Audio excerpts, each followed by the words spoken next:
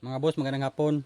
Paano kaya kung kasunod na paglimlim ng alaga kong alimukon, i-cage ko na kaya? Pero pag tapos naman nila maglimlim,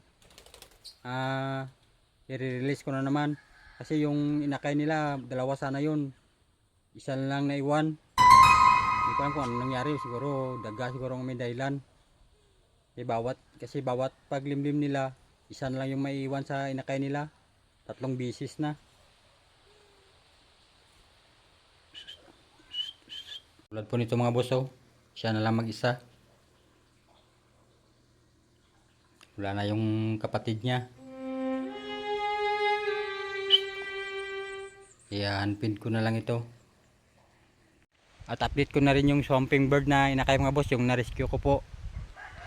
Sabi ng misis ko, binuksan daw ng anak ko yung ginawa kong yung pinaglagyan ko ng swamping bird.